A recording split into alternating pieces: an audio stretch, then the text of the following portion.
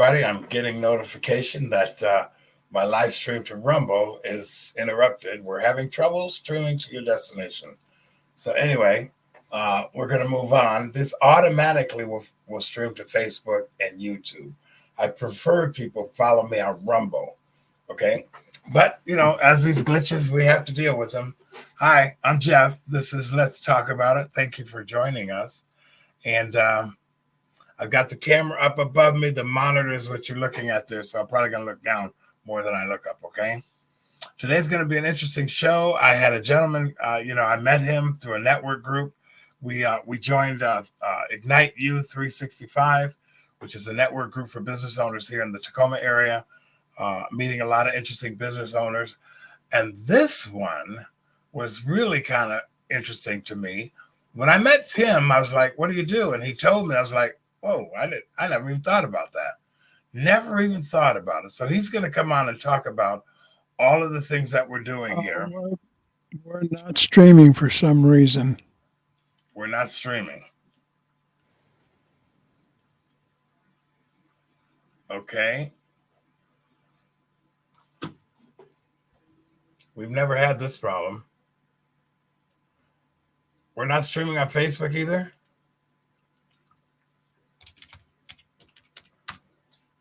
Okay, let's go look. All right, Tim. Hang on there. I was streaming on Facebook. I'm still streaming on Facebook.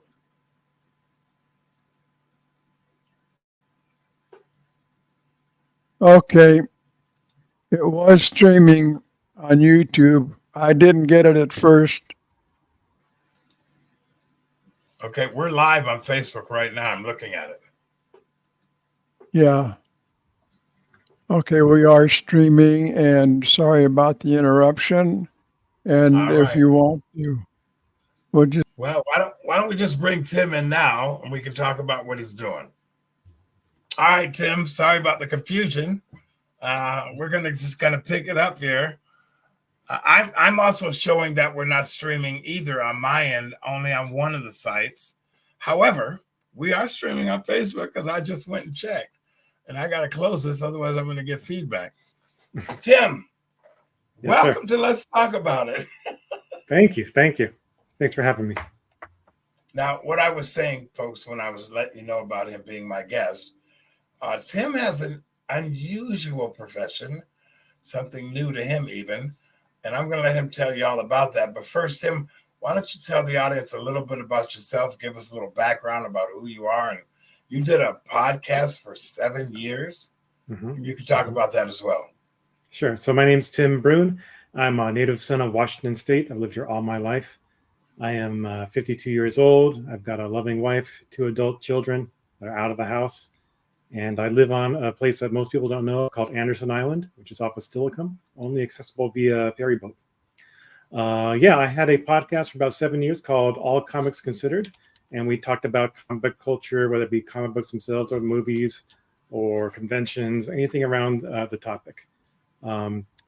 All Comics Considered went for 7 years, and we were told by NPR that All Blank Considered was owned by them, and they asked us very kindly to shut it down. So we did.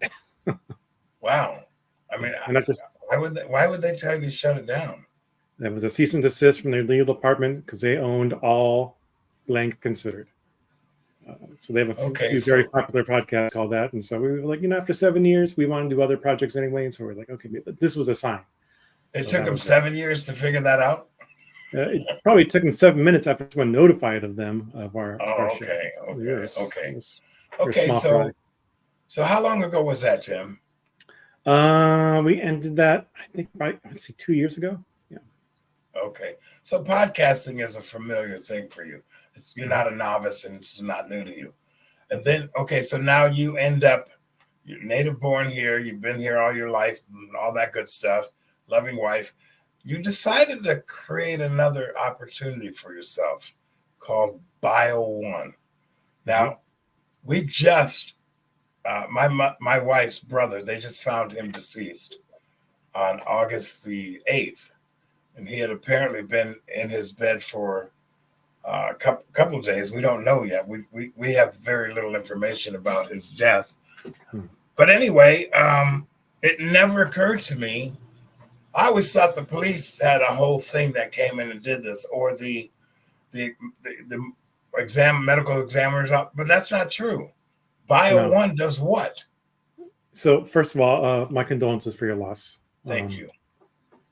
So what bio one? So you're right. The police come in when there's an undiscovered death. And they do their investigation, and they do their stuff. And then the coroner comes after they call them, and they pick up the remains.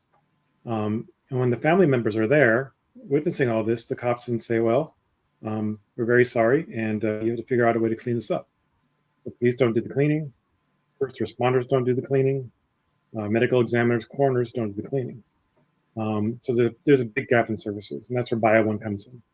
We will clean up after undiscovered deaths, suicide, homicides, what have you. That's on one hand. And on the other hand, we'll do other things that people don't want to do. So hoarder houses, we will clean up after animal feces, urine, stains of that, smells, odors of that nature we'll take care of. In November, I'm going to be getting my certification to clean up after fentanyl. So I'll be able to help people that are dealing with that. Did you say fentanyl? Yes, sir. Dangerous drug. We're going to talk about that, but I'll let you keep moving, but I want to come back to that, okay? Yep. So that's happening in November, but we get our cert for that. And I've been asked by other service members if we'll do asbestos. So I'm looking into researching on how we can help remediate that as well. Other things we'll be looking into, a bit difficult to quite understand, get our arms around, are things like homeless encampments, which could be dangerous for everyone involved. So kind of weighing that out. We'll be partnering with our local police to see if we can help remediate their squad cars and their jail cells as well. So basically, if it's dangerous or if it's just something that no one else wants to clean, we will do it. So you come in, let's go. I took a couple of notes here while you were explaining all of this. Okay, so the medical officer, medical examiners, they come in, they take the body away. Mm-hmm. So if you run across the body, and folks, this is kind of it's not a pleasant subject, okay? But most of us don't know that this is what actually happens. I certainly didn't. So you come in, the body's gone, the police are gone, the body's been there for a week. Mm-hmm. What do you walk into when you walk into that kind of a situation? And I'm not asking you to be graphic. I'm asking you to tell me, what is it that you see when you walk into that room? I mean, it depends on the situation, right? The first thing we're apt to walk into is the family members. And we might even see some of our competitors, or the family might have called a couple of agencies. There are a few out there. But we're there for the people, for the family. We explain to them, who we are and how we do our business. And if they're okay with it, then we go forward. And again, so it just depends on the situation. If it is a violent death, let's say if it's a death by a gun, shotgun, something of that nature, you will see blood and you'll see other viscera. And if it's a violent death, then you will see blood stains, brain matter, and other body fluids on the scene, on the ceiling, on the walls, and of course on the floor as well. And then everything else, so tables, couches, etc. If it is a non-violent scene, if someone dies in their bed or their chair, after a week, the body will be gone, but there will be again viscera, blood, etc., completely soaked into the chair or bed. Almost certainly into the floor, and very likely into the floorboards. Something you don't think about is that after a week, you'll have a generation or two of flies. There will be flies everywhere. So that's visually what you'll see. I've actually seen, a death scene of a shotgun blast, and you're right. There's body parts all over the room, everywhere. And so you go in, your crew goes in. Now, does the family look for a person such as Bio One to come in and do the cleanup? How are you contacted? So when people are in that situation, they don't know where to go. So they will ask the police, what do we do now? And if I've done my job right and I've established connection with the police, the police can't directly refer me, but they can say something like, well, you need to find a company like Bio1 that can help you clean this up. So that's one avenue. A second avenue that's pretty common is that they talk to the people at the cemetery. So they talk to the mortuary workers and funeral directors. And again, I will be doing outreach to them and giving my information to them and letting them know I'm there for their clients. So the funeral directors and the workers there can also refer us to the family. Those are the two main areas. And then the third, if they don't have those resources handy, they'll just start Googling, clean up after dead body, something of that nature, and then they'll find us. So those are the three main ways. How many people, in your opinion, just decide to clean it up themselves? Well, I think probably maybe half of the people will. But the problem is you can take Windex and other cleaners and you could try, and you might get the surface clean. And in fact, there are some untrained companies, let's say house cleaners, conventional house cleaners, that can do that. They'll clean the surface. The problem is blood follows gravity. Viscera follows gravity. So the blood can and will go into the floorboards. It will go into the substrate of the floor as well. And even though you clean the top and everything looks okay, in a day or 3 or 4, depending on how hot it is, the smell of decomposition will happen again. And then the people who try to do that cleaning will then call us, and we'll clean the right way. Okay, I mean, I'm trying to kind of filter my way through questions to ask because I really don't know where to go with this. Sure. I'm just picturing Jeff walking into a room and dealing with the debris and the smell and all of the things that you're there to clean up. And I'm like, I would be, if it was like my wife's brother, I would be too emotional to come in there and do that. I wouldn't know how to function with that. I know my wife wouldn't want to walk in there and have to clean up the remains of her brother. I mean, I speak to that. What do you deal with when you're dealing with a family that has lost a loved one like in this manner? Well, we have to address every family member with extraordinary empathy and clarity. This is not the time to be clever. This is the time to say to the client, hey, we're here to help, because we are. And don't worry about payment. Don't worry about insurance. We will initiate a call to your insurance if you have the appropriate insurance, homeowners insurance. And then we'll send them off. We will do the cleaning. Tomorrow we'll give you a call and give you a status update.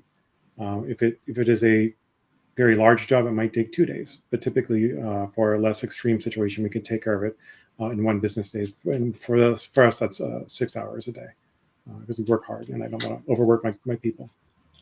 But yeah, you go in there and you just talk to them and you listen. You listen to them and you treat them with kindness and all the courtesy you can. And when you go home at the end of the day, is it just the job that you've done? Or how do you cope with having to clean up with someone's loved one? How does that affect you personally, and even your crew members? Sure, I can address that. So one thing we didn't cover is that I'm a volunteer firefighter and EMT for Anderson Island, Station 27. Shout out. Okay. And my primary service technician is also an EMT.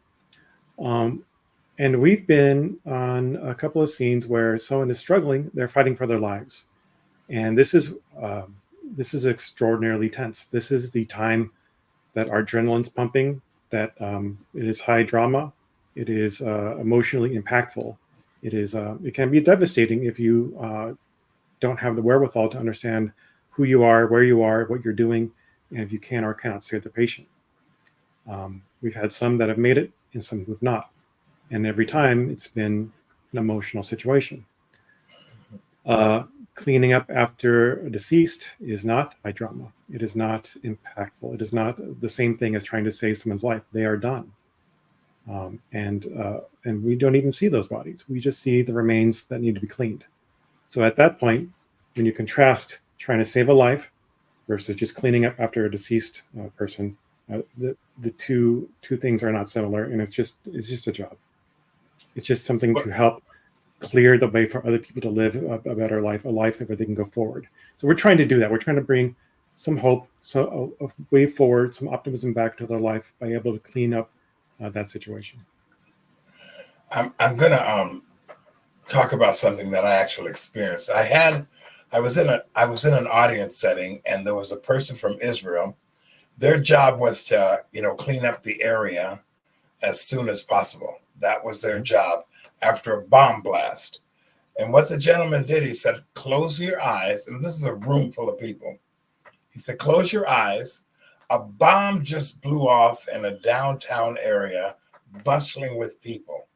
Close your eyes and visualize what you see. And when he said, okay, he gave us like 5 minutes. And then he said, okay, open your eyes. And he said, what did you see? And virtually everybody that responded, he kind of randomly asked people, they said, well, I see death. I see people dying or dead people. And it was very abstract. It was in the abstract, almost every answer. And then he said, let me show you what you will see. And then he played a video of the aftermath of a bomb blast. And it was not abstract. It was horrific. Yes. And, when you see, and in that video, I saw people's body parts sticking to buildings, on fire. It was just so graphic and so grotesque that your mind doesn't register what actually does take place. Now you've been an EMT, so you've rolled up on these kind of horrific accidents and things of this nature. So you've seen all of that stuff. Why is this what led you into the Bio1 thing? I mean, yeah, exactly. Yeah. So just a quick background. I wasn't always an EMT. I've been doing this for about a year and then 2 years as a firefighter. Prior to this, I was a technology nerd doing quality assurance management, right? So I was there, helping teams get to what they got to do to make sure software was working right. Not a bloody or high tension job. So 20 years into it, I got laid off like everyone else did in technology. I had to figure out how to pivot. I was listening to another podcast, and a lady was talking about this sort of work, and I kind of felt it in the pit of my stomach. I was like, oh, this is the thing. This is the thing that I'm going to be doing. And it was sort of, I described it as a dreadful certainty, like I knew I was going to do it. And I guess the reason I knew I was going to do it is because it is a continuation of the EMT work. I knew that there was this huge gap. I knew that people were hurting and they couldn't go on with their forward with their lives without having that kind of very specific help. I just knew, my own personal motto is I live to give, and that's true. When I came across, thank you. When I came across, can I steal that one? I live to give. I just stole that one. Okay. Yeah. I like that. I live to give. When I found Bio1, the motto for Bio1 Corporate is help first, business second. It's like that. I live to give, help first, business second. And I knew it was the right fit. So that's why I signed up with them. But yeah, absolutely 100%. Doing this work is coming from my personal ethos, and because I'm an EMT and I know people really need expert, empathetic help. And that's what we're here to do. So tell us about Bio1. You found an opportunity. I guess this is franchise. I did a little cursory review of Bio1. I couldn't get that video that you had sent to me. I couldn't load it up because it was copyrighted to the max. I couldn't get anybody to convert it. So I finally gave up on that. But tell me a little bit about Bio1 and how you ended up as an owner and a franchise system here in South Sound, Tacoma. Mm-hmm. So first of all, I have to give a shout out to Jim Judy. Jim, I will forward this video on to you. He is a franchise wrangler. He puts people like me or you or whoever wants to get in business. He kind of gets an idea of who you are and what you want to do, and he'll put 4 or 5 or 6 different businesses in front of you. I was already prejudiced. I already knew what I wanted to do. and he put Bio1 and 4 other companies in front of me, 4 or 5. So that's how I get, how I became aware of Bio1. And then as I was getting into it, of course, I did my research, my background research into them, and they've been around for 10 years. They were basically the first, one of the, if not the first, one of the very first companies to do this sort of work. And yeah, Jim put me in front of them. I talked to their people, their franchise people, and we got to talking. And I just liked more and more what I heard. They're experts. They know what they're doing. They have a comprehensive training program. I was out to Denver for a week, learning about all this stuff, from marketing to actually getting hands-on cleaning. I was deployed to a site that had to be remediated as well. So it's not just classroom setting. You go out there and we do the work. And yeah, 100%. I love being a business owner, and I'm a first-time business owner. So I wanted to be a franchise so I can get that sort of level of support that a franchise can give you, and it's been invaluable. We have meetings every day except for Friday, and just sort of talk things through. So if there's any gaps you feel like you're missing, you can talk it out, and they'll support you. It's a good opportunity. It's a good way to go. What about your wife? I mean, you tell me about only because I'm married forever. Yeah. What does your wife say? You want to do what? I mean, what did it go like that? How did it go? No. So I've been married for 20 years. Congratulations. Thank you. My wife actually got me into technology, into QA.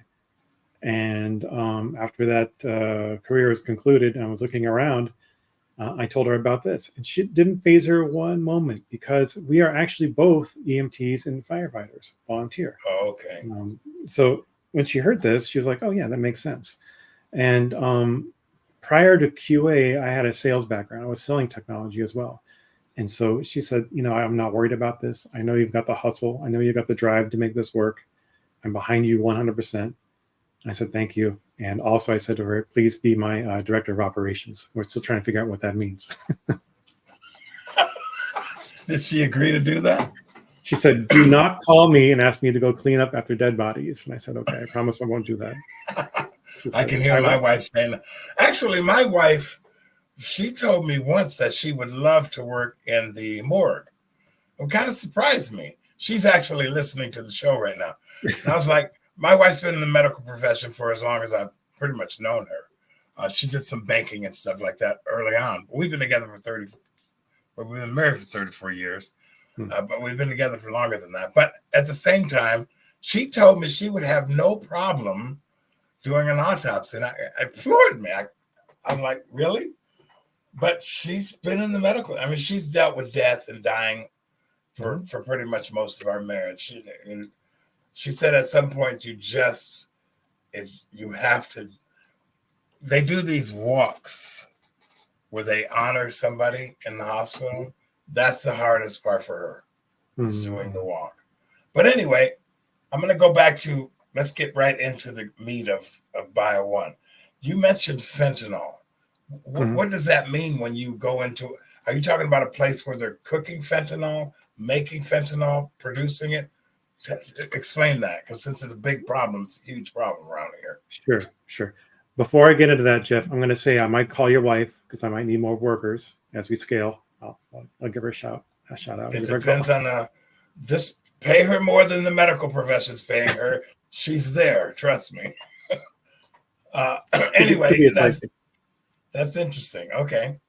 So for fentanyl, I mean, everyone has heard about it in the news. It is what is it? Go ahead and explain what is it. Yeah, so fentanyl is a what can you call it? Is a synthetic drug. It is a depressant on the system. So when you take it, you become relaxed, become spaced out. But when you take too much, your body starts to shut down because your lungs aren't working as well. You can't get the oxygen, and this is why a lot of people will end up dying on fentanyl. Fentanyl is inexpensive, and is often cut with other drugs because it is sort of addictive as well. So if you have cocaine, more likely than not, it's cut with fentanyl. Fentanyl, as far as scenes go, again, my training for that will happen in November. But probably most commonly, you'll find fentanyl residue in stolen cars. And you say, well, Tim, why do you have to clean up stolen cars? This get trash, right? This go to the junkyard. Yes and no. Because it's aerosolized, if you try to trash a car without cleaning it first, you get fentanyl in the air, in the atmosphere. So then my company goes in, we will clean those cars first, and then they can be crushed. Similarly with short-term rental properties, right?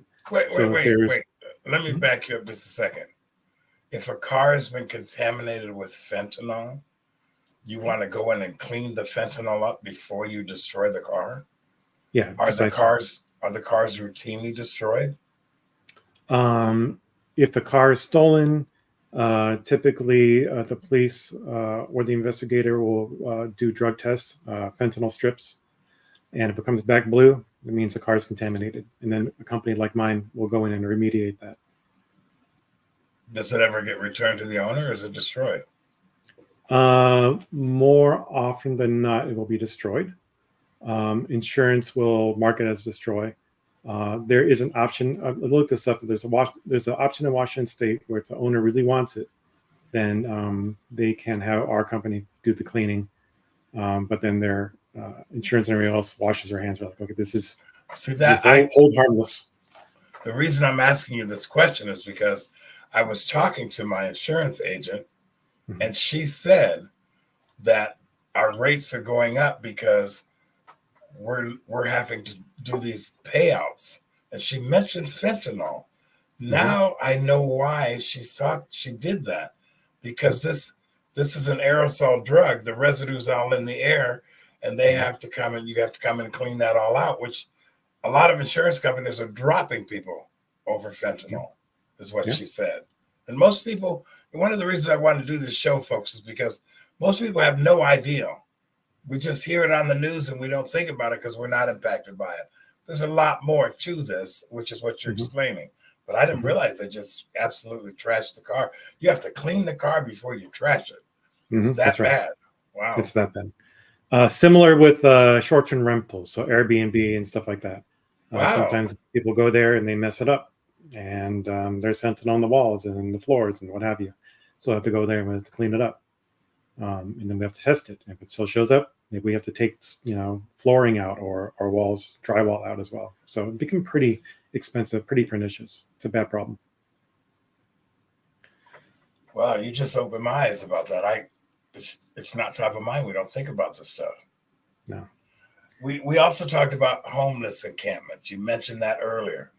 What Mhm. does that mean? You go in and clean up homeless encampments, or explain the process?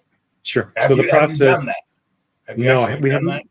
We have not done it. We have seen Okay. video of how to do it. We've talked to other owners who have done it in our training. My company personally have not done that. The mechanism of getting a job to do that is that you sign up for sam.gov is national, and there's local government boards like sam.gov where you bid for jobs when they come up. Okay. And if you win, then you'll go on scene, and you'll have several dumpsters out there. You'll have your workers. You might get additional workers because you want to go fast. But carefully, you will don your complete PPE. So your hazmat suit, your respirator, your eye protection, your booties over your leather steel-toed boots. We will also additionally have pierce-proof gloves. Why that? Because there's going to be glass. There's going to be needles. So we have sharps boxes, and we clean it up. The reason we want to go fast but carefully is because there can be violence on scene because you're cleaning up someone's home. It's a dangerous home. There could be feces and urine and drugs and any other sort of mess. And so we will definitely not go on scene unless we have police protection. This is why I'm a little hesitant to get into it. I'm worried about my people. As a firefighter, my motto I've adopted for my life is safety first, always safety first. And this seems like a relatively dangerous situation. So before we accept any of these jobs, before we bid on any of these jobs, we're going to have to be clear with the police or private security or what have you They got to be on scene, otherwise we'll walk away. I don't feel great about it. I mean, it's a terrible situation. People get in these, homeless encampments because they're at the bottom of the barrel, right? They're having a really hard time. And we're going to have to clean that up. Hopefully the people that, who we've cleaned up after have resources to get into, temporary or long-term shelter. But they can't keep living like that because it's just not healthy for them or the people around them or the community as well. So eventually we will get involved with that. We're going to go slow and we're going to be careful, and we're going to have good relationships with the police department before we do that. Okay, now you've been in business for how long? You mentioned it earlier. We have not been in business long. I started the LLC in May 2nd of this year. Okay, so you're just getting started. Correct. Okay, how's it going? Before I get rolling my truck, I had to complete training in Denver. That happened 2 weeks ago. There are several jobs lined up, so we're doing okay. We're doing okay. But so you're on track. You're on track with why you started doing this, and yes. You feel pretty good about your progress. Yes. Okay, so what was the training like? So we get to Denver. And the first day and a half, we get into how to do marketing correctly, how to talk to different groups, how to talk to police, how to talk to apartments and motels and hotels where there's a lot of deaths, how to talk to groups that can help us refer to business. That's day 1.5. Day 2, 3, and 4. We're going into the nuts and bolts of actually how to do the remediation correctly. So we're talking about how to don our PPE, how to doff our PPE safely. And a lot of this stuff I've already known as from my background in EMT and firefighting. The equipment that we'll be using, foggers, air scrubbers, brushes. One of our tools you'll be familiar with, it's a barbecue scraper. Right. Because brain matter hardens like concrete, so you have to be able to scrape it out. Oh, now you just said something I never thought about in my life. Me either, until I got to do this. Brain matter hardens. It dries out. Yep. Wow. And it gets hard like rock, like concrete, so you have to have a pressure and get that brush in there and get it out. You don't have to be so depictive here. I'm just picturing somebody's brain turn to concrete on the sidewalk, and you got to go chip it off. Is that what you're basically telling me? If it's in a house, we got to do it. If it's in the road, then the police and the firefighters just hose it into the sewer system. This is stuff that the average person has no concept of. We don't think about stuff like this. No. I'm sorry if I'm too graphic. I can pull it back a little bit. No. I don't want to be too graphic. But again, you're putting things. I never thought that your brain matter hardened. I thought it. I mean, it's flesh. I figured it just turned into a dried out raisin, but never figured it hardened. Yeah, it does. Wow. So all those people laying in the ground have brick heads, basically. No, I'm sorry, folks. I'm trying to lighten the mood up a little bit here. All right. Now, okay. So, how many people do you have employed, and did you all go to Denver? I'm the only one that went to Denver because I could take that training and I could disseminate it to my workers. Right. Okay. So far employed, it's myself, my general manager, who is my stepson, my older stepson, who's 29. We have Leah from the fire department that's going to be doing the cleaning. Myself, my wife to operations, and I've got a couple of people I'm talking to about bringing them on. All this is going to be part-time work until we start getting contracts and getting in continuous, money flow coming in. But I have a person I'll be talking about business development, so currently, actively 4 people. Will expand. I can see a total of 10 people eventually. Okay. Is there a downside to I've dealt with a lot of franchises in the restaurant world. I've been a part of that world. Is there a downside to? Have you ever said to yourself, "What am I doing?" Is there a downside so far? Well, as a brand new business owner, without even job one in the can yet, you always have to wonder, am I doing the right thing for my family financially, right? I understand that. So, there's some savings. There's the loan that we have successfully got from the SBA, but it Oh, won't you last. did. Oh yeah, yeah. By the way, that was a 3-month effort, and we were quick.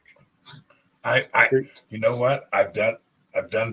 I got so frustrated with trying to get an SBA loan many years ago. I went, screw this. Yeah. And you're telling me you got it done in 3 months? 3 months. I didn't do it alone, Jeff. I didn't do it alone. I'm not the kind of owner or CEO, what have you, that says I got to do everything myself. I'm like, no, no, no, no.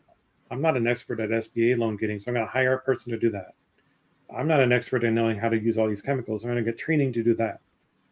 I will delegate, and and I will do what I'm good at, which is making contacts. Starting a network, growing people. Those are things I'm great at, and I will clean as well. I'm not going to be just sitting in a chair. I'll be cleaning as well until I Right. can afford to go into an executive model and doing all that other stuff. Sure. 24/7. But yeah, SBA loan. I hired a person, a company called Fran Fund. I paid them a flat fee. They helped expedite it. 3 months. A lot of people take much longer than that because they make mistakes with their applications and whatnot. Fran Fund does the scrubbing before you send it all to the SBA.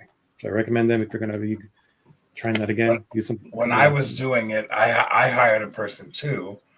But in the process of doing all of this, I was going to open up a plumbing company called Unplugged. And it was going to be completely unconventional, okay?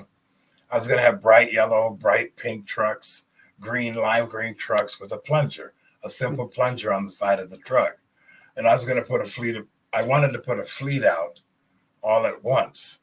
Well, the guy that was helping me, he was an Israeli lawyer, and something happened in Israel, and he just vanished. Oof. And so I didn't really pursue it after that. It was all in the planning stages.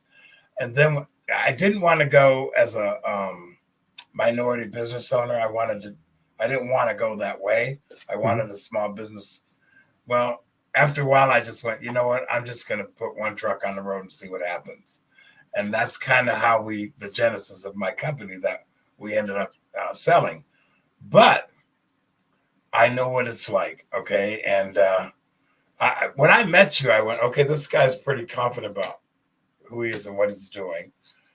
We chatted for a little while, and I thought, hey, hip parade, go for it. I just had never heard of a company that goes in and cleans up. You mentioned also, let's see, we covered the hoarding was the next subject. Okay, let's talk about hoarding. As a plumber, I went into a house here in Tacoma. The lady opened the door, and there was a mountain. I'm not kidding you. A mountain of stuff that went up. And then there was probably about this much room, maybe 3 feet, between the pile of stuff to get to the other side of the house. And while I was standing there talking to her, she had a bathroom problem. She was obviously not all there. There was something wrong. While I'm talking to her, a boxer dog came crawling over the top of this mound in the living room. And I was like, and it was her dog. And I was like, he's living in this. I never saw the problem because our company said, we can't do anything here. And the people who called us, they wanted to do a safety check on this woman. So ultimately, she was removed from the premises. Worst hoarding thing I've ever seen, and I've seen many. Okay, I've been to many, but this was by far the worst. Talk to me about hoarding for Bio1. Yeah, I definitely will touch on that. Before I do, you had super colorful trucks or one truck or one van that was going to go out. We're going to be the exact opposite. I've got a 14-foot white unmarked box truck. Okay. And we're going to go out to anything that for undiscovered death or for a hoard, we'll be rolling that truck out. And when we acquire other trucks, there will also be unmarked white vehicles, work vehicles. Right. And we do that because we were trying to preserve the dignity and the anonymity of our clients. So we're going out there. Yeah, we're trying to do discreet service. Okay, so I might have a raft vehicle sometime. That might be my own personal Hyundai Sonata or Santa Fe, sorry. That'll be for going to business, and we're doing Sure. consultations and stuff like that so people can see us. But when it comes to our individual clients, subtle, discreet. That's what we're all about. When it comes to hoarding jobs, I look at it again from an EMT perspective, and I think of it from a HIPAA perspective. These people that we'll be helping have a mental disorder. It is in the DMV book. I read recently that it's probably going to be classified under the used to call it manic depressive. Bipolar going to be under the bipolar category. Okay, so these people have a problem, and as an EMT, we're always there to help.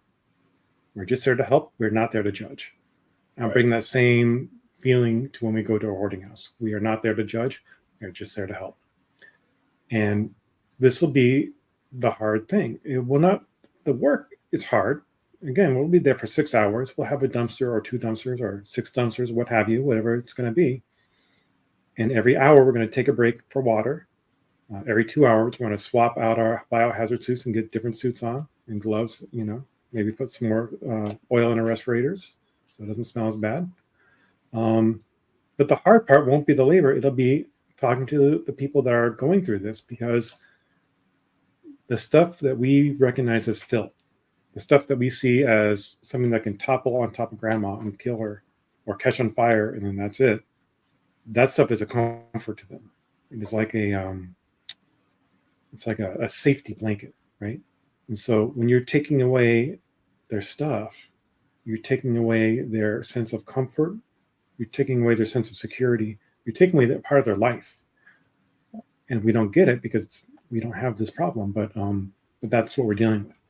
So the hard part won't be the labor. The hard part will be talking to the people, again, with empathy, with sympathy, with kindness, but having to do the work at the same time. It's going to be a hard balance. I've watched a couple of the hoarder shows, and it's exactly true. You can't. It's like for me as a plumber, I can't go into somebody's home and judge them. I can go in and try to solve their problem. And sometimes when you go into a home and you've got, I'll give you, for example, I had an 80-year-old woman, one of her shutoff valves blew off, hot water. So she's got hot water shooting out from under her cabinet in the bathroom. And she calls my company, and I drive out there, and it was about a good 35-minute drive. I get there, there's a guy across the street. He's mowing his yard, and then her very next door neighbor's working on his car in the driveway, and there's water pouring out of, this is a ranch style home. There's water pouring out of the garage and out of her front door. And I open up the door. She's a regular customer. She's literally sitting in her living room, completely immobilized. She shut down. She could not function because it was just too much for her. She didn't have it in her head to go talk to the neighbors and ask for help or even call the fire department. And I suggested she call them. I didn't know that she completely shut down. So anyway, that's what I walked in on. And from that point on, my job was to, first of all, get the water off. Second of all, was to bring her back into a place where she could function. And I've seen that happen many times in plumbing when people have catastrophic failures. And people just literally, and you don't necessarily have to be elderly. I've had a gentleman in his 40s, maybe. He just shut down, didn't know what to do. He's got sewage pouring up out of his apartment. So anyway, I understand you can't go in and be a bigger problem than they're facing. I understand that completely. And I'm a customer service guy. I feel like I kind of understand that your home is where you go to unwind. It's your castle, right? It's the place where you go to just let your hair down and be yourself. And if it's threatened, if it's now a place of hostility or danger, I can see how that could just wreck someone. when you were doing your training, and as you become more familiar with Bio One and your operation, uh, do they talk to you about getting yourself sick or getting hurt or getting breathing in something or getting a pinprick and ending up? Tell me what kind of training they offer with that, because you're walking into a dangerous environment. Right. So before any job starts, I myself will go on scene and do an assessment. I will do a danger assessment. So I'm not sending any of my workers in before I go myself. We wind that a little bit. I'll call the customer. The customer will call me, and I'll get sort of a verbalized idea of what's going on, and then I'll go on scene to verify what's happening there to get an assessment. From there, I will meet with my team, and I'll give them a rundown what's happening. And we will, if it's what we call a biohazard scene, we're going to go in with complete PPE, so head to toe, with our double gloves, our eyewear, our respirators, hoods are on, leather shoes with the steel toe caps on there. So we're going to be completely protected. If need be, we'll have the pierce resistant or protective gloves as well. Hang on. For those who don't know what PPE is, this means personal protection gear.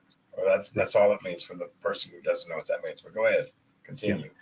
Yeah. If it's if it's a biohazard job, we're going to be completely head to toe covered. If it is a hoarding situation or something of that nature, thick pants, boots, gloves. We might wear an N95. It just depends on the situation. As far as any injuries, in Washington State, we're covered by L&I automatically. So if there's an on-the-job injury, you'll have coverage there.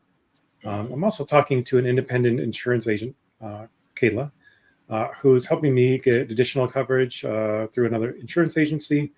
So we'll have, unimportantly, we'll have dental and vision, but more importantly, we'll have accident coverage as well. So double covered there. Hopefully there's never any injuries, but if there are, they'll be covered, and there should never be any injury or harm because we're going to be completely covered with our personal protective equipment. For aerosolized particulates, we'll always have our cans on. So that should protect us with 99.9% effectiveness. For bad smells, I have lavender essential oils. I'll put those in the filter, so it'll help remediate some of the bad smells as well. Yeah, because the smell of a dead body can be, well, I've been in a situation where I've seen that, smelled that. It's one of the worst smells I have ever smelled. Yeah, it won't leave your brain anytime soon. Yeah, it doesn't. So anyway, okay, so you're excited. You're a new business owner. You're going forward. Sounds like you've got all the things in place to make this thing profitable, as well as to help the community, which is one of the reasons I wanted to bring you on, is because this is what people like me, like my wife, her brother, fortunate she was not involved because he's in a different state. We found out about it. She didn't get the opportunity to be involved, and that's a different story. But it really is to help people, to take care of the thing that nobody wants to deal with. I don't ever want to come home and find a dead body in my home, because that means it's a family member. Yeah. I don't want to go through that. We've got about 10 minutes in the show, and we've covered a lot of territory. Is there anything that we haven't really discussed that you want to talk about? One other person described BioOne in a way that I hadn't thought about before. We're the last responders. First responders will be police, EMTs, firefighters. Second responder, if you will be the coroner. We're the last responders. We're the third responders. And that's how I think of it. We go there and we provide the service that should be common, but is not yet. And my goal is to let everyone know this help is out there for you. I am going to be out in the community. I'll be out in events. I'll be talking to as many people as I can to let you know you have an option to help clean up after this so that you can move forward with your life. so you can retain a sense of life going forward. Because if there's that stuff there, you're stuck on pause until it's taken care of, and we'll do it in a discreet, expert, in a very thorough way. Oh, one other thing. Not that this should ever happen with my QA background, but if we ever miss anything, you will call us right away, and we'll come out there within an hour or two. We'll remediate it. There'll be no additional charge. I guarantee our work. So yeah, I just want to let you know we're here for you, and we'll do the job, and we'll do it right the first time. So to the audience members, a couple of things I'll mention before I close out. If you're a business owner, you're getting started, you want to talk about it, just get the word out. This show is my podcast, folks. I've done biblical podcasts. I've done interviews with important people. This show is about you. It's about what you're doing to bring a difference or to make a difference in somebody's life, and or to tell a story. I'm not looking for celebrities. I'm not looking for top politicians. I'm looking for the people that impact the community, that are doing things that make a difference in the lives of people. That's what Let's Talk About is all about. And to help promote Bio One South Sound with Tim, that's an honor that this show has an opportunity to do that. And so that's what we're going to do. But also, I think most of us have learned a few things today that we didn't know. The brain thing, I didn't know about that. I didn't know. And it's really kind of ironic that I would meet Tim shortly after we find out my brother-in-law was found deceased in his apartment. I think I met Tim maybe 3 days after that. So I'm learning some things that I didn't think about, but also it coincided with an unfortunate thing that's happened in our family, certainly with my wife's brother, who she loved very, very much. But that's what we're doing here. I set up this thing as a podcast now. You can go to Podbean. The audio versions is done now. All you got to do is just email me, Jeff Morton, JSMorton at protonmail.com. You can see the show, the podcast on Facebook until they throw me off. YouTube's already held up one of my programs and said we're not going to broadcast that. And also Rumble, I'm trying to get Rumble to work all the time because it's hit and miss. But the idea behind Let's Talk About It is to talk about you. The podcast audio is called The Podcast That Talks About You. I don't know how to say it any other way. Tim, we got 7 minutes. Mm-hmm. If you're going to promote your business any more than you have already, go ahead, give it your best shot. The one thing we don't have on here is the phone number to call. That's 253-252-1330. I thought we did see the phone. The scrolling didn't have the phone on there, but that's why there it is now. 253. I saw it. 252-1330. When you call, it's not going to go to a service. It's going to go to my personal phone, and I will answer it 24/7. If it's 3:30 in the morning, I will answer the phone.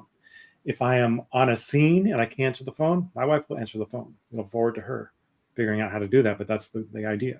So you're going to get a live person that is an owner or co-owner or what have you. And they'll be 24/7. So just shout out, give us a call.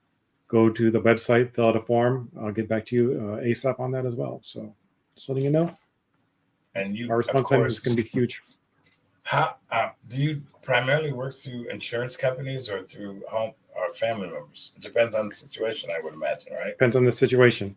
Hoarding is going to be self-pay, and bio work will be more or less covered by insurance. What if there's no insurance? If it's no insurance, it'll be the family will pay for that. Okay. It can be expensive, but we also have partnered with a company that can help you with financing. So instead of having to do it all at once, you could do it for a year or 2 years. You'll work it out. I mean, I don't know if my policy has Jeff. If you die, we got you covered under your policy. I've never looked at that. Maybe I should pull my policy out and find out what it says with regard to death. Yeah, well, my friend, I wish you the best of luck with what you're doing. I met you, and so I know I get a feel for people. You're going to be successful with this. There's Thank no you. doubt about it. And there are people out here now, hopefully, if they listen to this program and certainly the audio version of it, have a little better understanding of what it's like. And of course, I mean, I'm not saying that this is a brand new thing. People have dealt with this for years. I just have never, ever thought about who cleans up when someone dies. It's never been in my head to think about that until my brother-in-law and, of course, meeting you. So I'm glad we did this show. It wasn't gruesome. It wasn't grotesque. It was informational. And you've got a new company to introduce to our community that helps them with this. I hope and pray that everybody who listens to the show learns a little bit more about what it's like. The fentanyl thing, I didn't realize that they destroy the cars or they destroy I mean, what happens when someone's Airbnb is contaminated with fentanyl or they've turned it into a drug making lab? My God, it's just insane. And it's so prevalent here in Washington. I think you're going to be a busy man. This is the only company that I could think of where I hope you never have to use my service. I hope if you're a friend or a colleague, or if you're listening to this, you will never have to give me a call. But if you do, we will be out there ASAP. We'll get your back. All right, folks, that's pretty much going to wrap us up. Tim, I want to thank you for coming on. Let's talk about it. I'll send you the file on the show. We've had some, when it comes to Tim's camera, it's been kind of fluctuating back and forth. We don't know why. We just decided to roll with it because I thought the show was important. I didn't want to cancel it. But there's always going to be the audio version as well. Tim Bruhn, good luck with Bio 1 South Sound. Thank you for doing the show. Maybe we can have you back. And also, folks, if anybody wants to come on and talk about it, just reach out to me either on Facebook. My email is jsmorton@protonmail.com. You're always welcome to send me an email. We're going to keep talking about you and what you do to bring something needed to your community that serves other people. That's a wrap for us. Have a good afternoon. Talk to you later. Thank you.